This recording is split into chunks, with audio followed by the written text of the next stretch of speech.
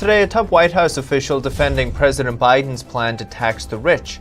He says the upcoming capital gains tax hike would only impact a small sliver of Americans.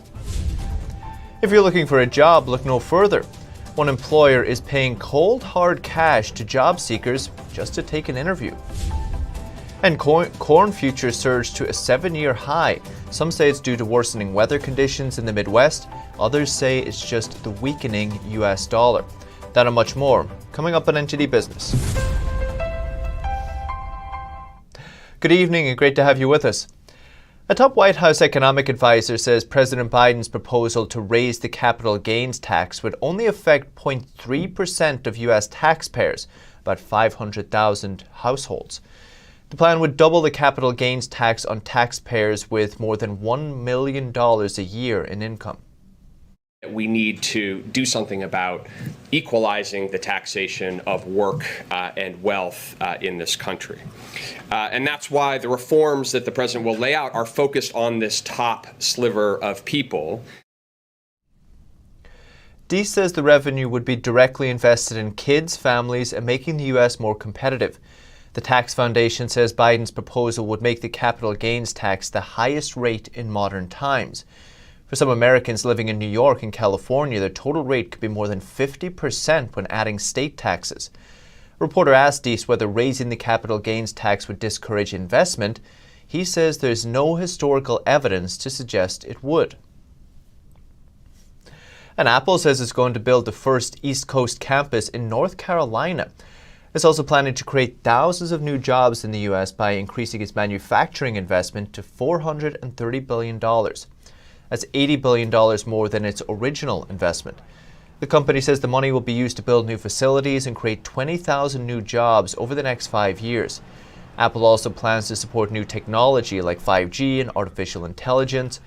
It will also invest $1 billion to create a new campus and engineering hub near Raleigh, North Carolina. And McDonald's is having trouble hiring people. One restaurant says government unemployment benefits are so good that people don't even want to work. He's not willing to pay people just to come for an interview. NTD's Phil Zoe has the story. Get $50 for interview. That's what a sign says outside a McDonald's in Tampa, Florida.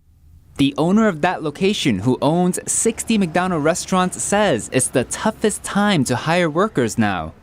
He says because the government is extending unemployment benefits, it encourages people not to work. He told Business Insider, "If we can't keep our drive-thrus moving, then I'll pay $50 for an interview." The owner's considering raising his hourly rate to anywhere from $12 to $13, much higher than Florida's minimum wage. Another photo at the same location shows, get hired today, $11.50 per hour. 42% of small businesses are having trouble filling positions, says the National Federation of Independent Businesses, or NFIB. In March, 28% of businesses reported raising wages, likely to compete with unemployment benefits. That's the highest level in the past year. NFIB expects it to get more difficult for small businesses to hire workers moving forward. Phil Zoe, NTD News. And modest gains for stocks nudged the S&P 500 and the Nasdaq to more record highs on Wall Street today. The Dow Jones was down 62 points, about 0.2%. S&P 500 was up 7 points, 0.18%. The Nasdaq was up 122 points, 0.87%. And investors are gearing up for the busiest earnings week of the season. Of the 500 members of the S&P 500, 181 will report this week. 10 of the 30 members of the Dow will also release the results. The bond market remained relatively stable today. The 10-year Treasury yield rose to about 1.57%. Bitcoin is rebounding from a low of $47,000 to a high of $54,000. It's a 15% gain in the past 24 hours alone. It's after hitting its low point last week, falling under $50,000 for the first time since March.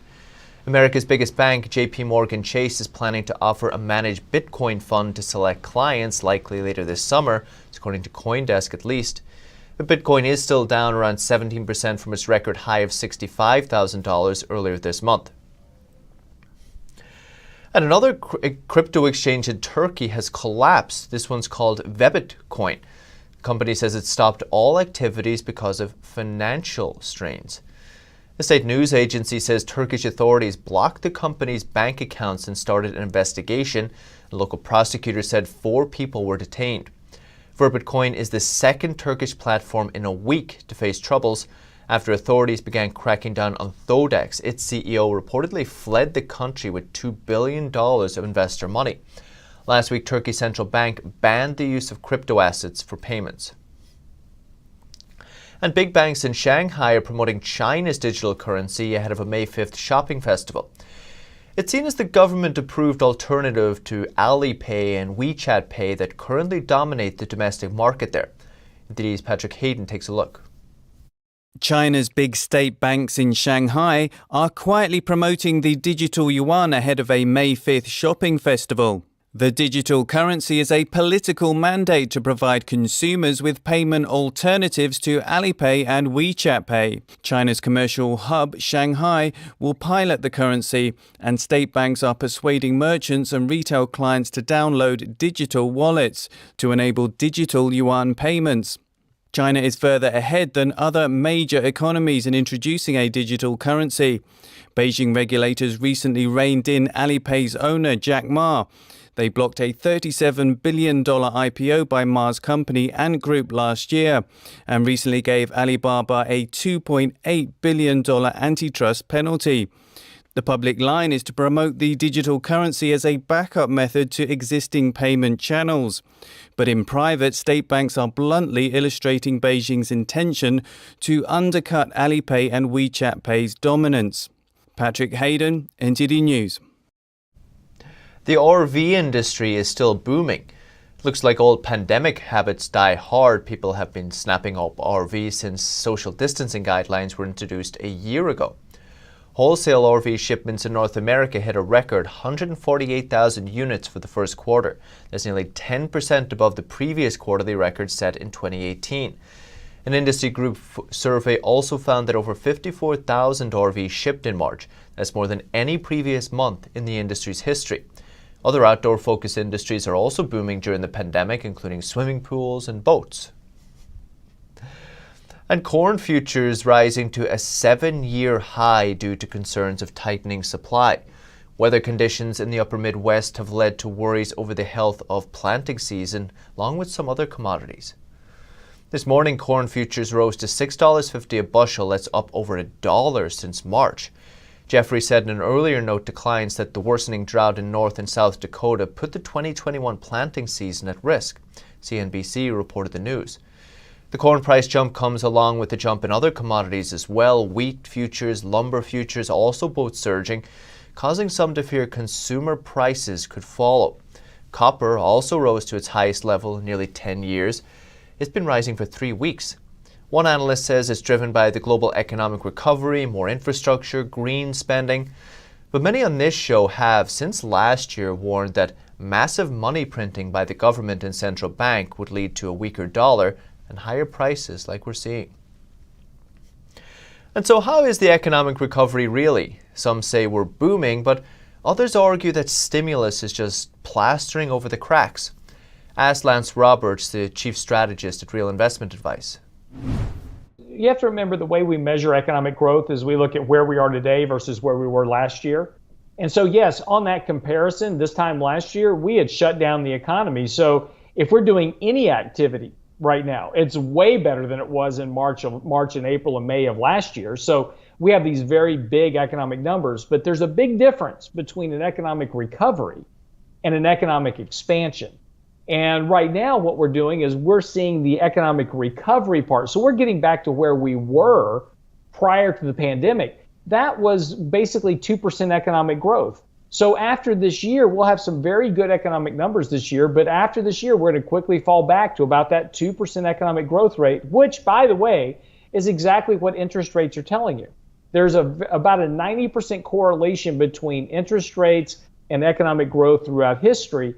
And what interest rates are telling you right now is that the stock market, which is 28% higher than it was at the peak of the market in February of 2020, Interest rates are telling you the economy is nowhere near that strong, and we'll probably have a decent payback in stock prices sometime later this year or next year. Any idea how much it'll be? It depends how much it climbs before then, I suppose. The corrections are always now because of what we've got going on in the markets. If we go up another 10% from here, we'll have a 40% correction. Corrections are going to be a lot bigger in the future because we're so deviated from long-term means that these corrections will be much larger. Eventually, we'll get into a bear market. And when we do get into the next bear market where we start unwinding valuation, or rather overvaluation, unwinding some of these debts and deficits that we have, that correction is going to be the magnitude of 50 to 60 to 70%. But let's not talk about that today. We'll get there later. A lot to look forward to, Lance. Lance Exactly. Robert, Real Investment Advice, thank you.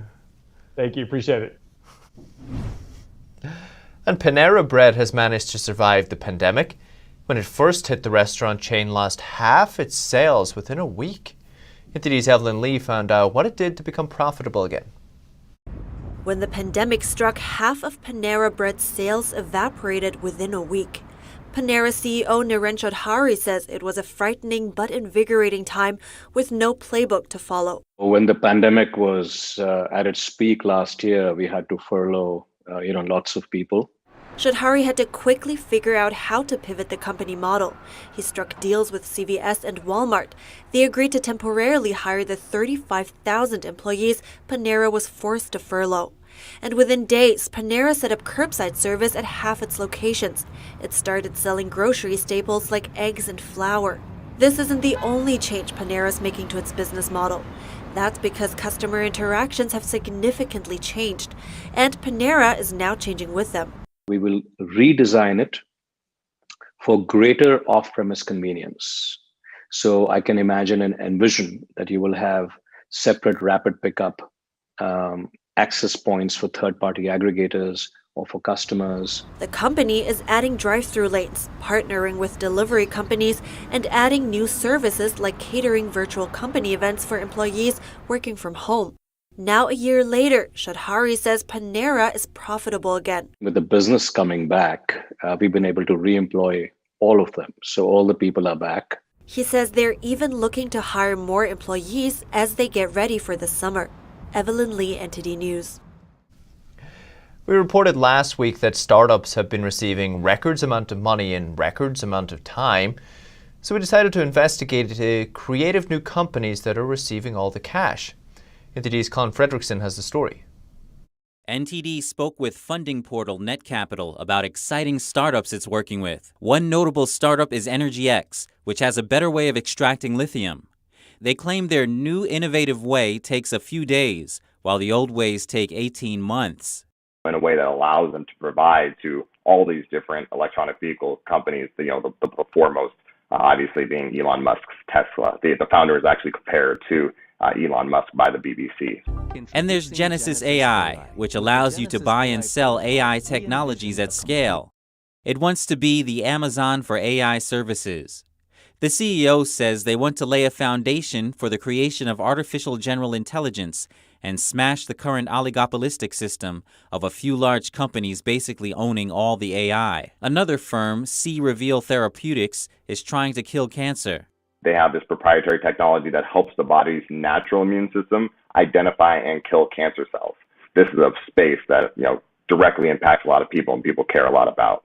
Other notable companies include Guardian Athletics, attempting to make football safer, Zelgor, building mobile games to help noobs control the universe, and Eyes for Lives, Inc., reducing digital eye strain. Colin Fredrickson, NTD News. Senator Joe Manchin says he prefers a smaller, more targeted infrastructure bill to the one proposed by President Biden. He says the GOP proposal is a good start. NTD's Kevin Hogan reports. In the clearest signal he's given yet, Manchin comes out against Biden's multi-trillion-dollar infrastructure package. He tells CNN he supports a smaller bipartisan bill, and he wants it to target conventional infrastructure like roads and bridges, along with broadband internet. Manchin pushes back when he's asked if he's blocking Biden's agenda. I'm not a roadblock at all.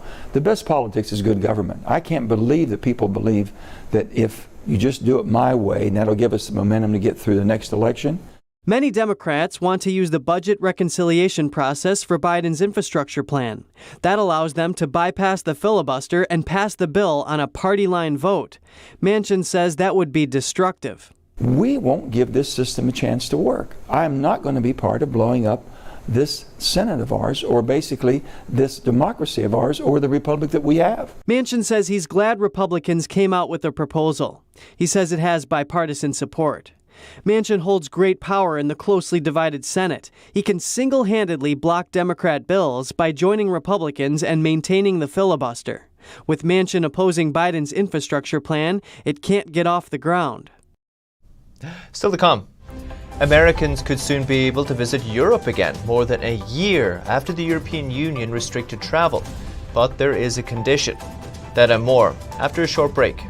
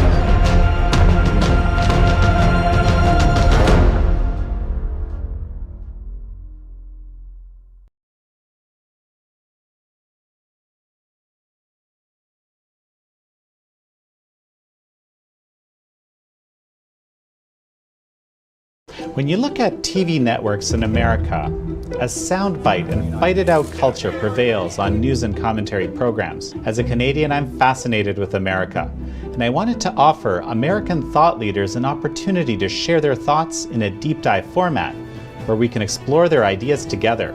And so American Thought Leaders was born.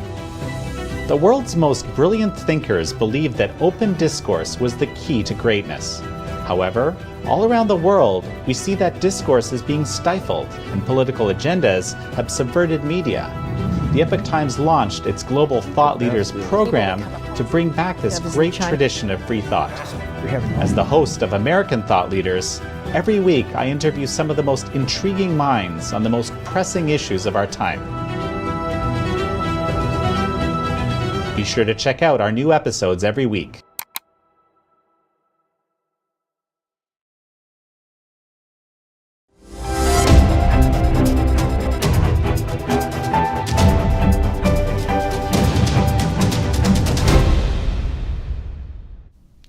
A top European official says fully vaccinated Americans will likely be allowed to travel to the European Union again this summer.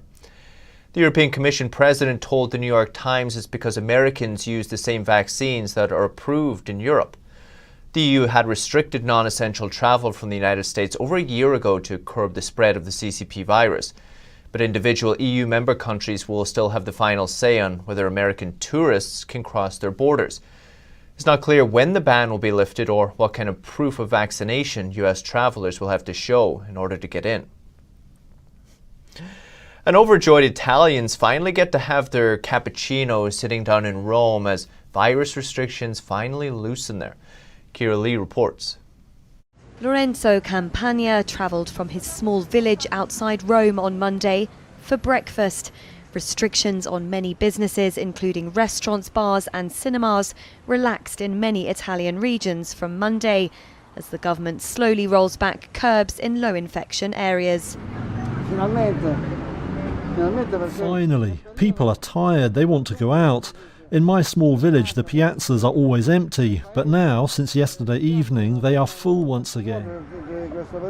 14 of Italy's 20 regions will become moderate risk, so-called yellow zones.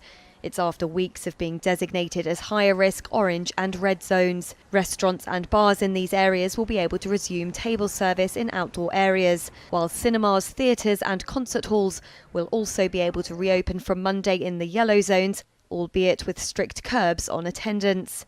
Restrictions on business and movement have been in place for most of this year in Italy. The country has the 7th highest death toll in the world and is still reporting hundreds of fatalities every day. Some on Monday remained cautious and hoped that Italians would behave responsibly despite the loosening of the rules.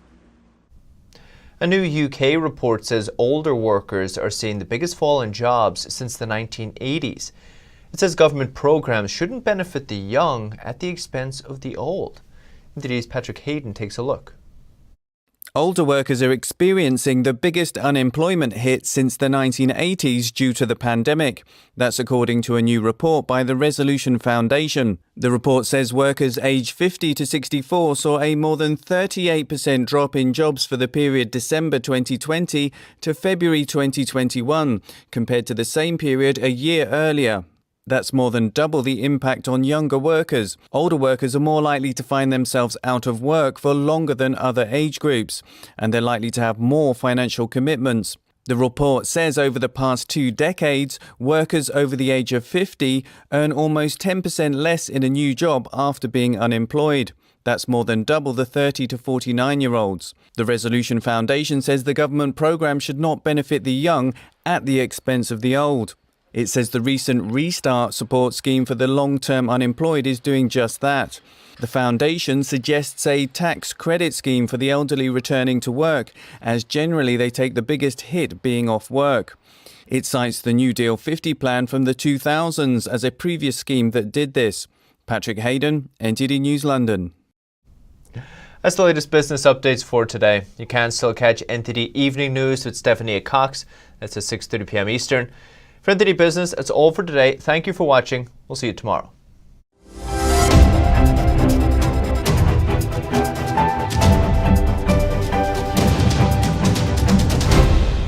We have a new channel. Subscribe to us on YouTube at NTD News. Get the highlights of our news broadcast and the most important headlines that we curate especially for you. Don't miss out on important news. Our videos are being deleted. So if you don't want to be cut off from honest news, take a moment to sign up for our newsletter at newsletter.ntd.com so you don't lose access to NTD. Go to newsletter.ntd.com to sign up for our evening newsletter.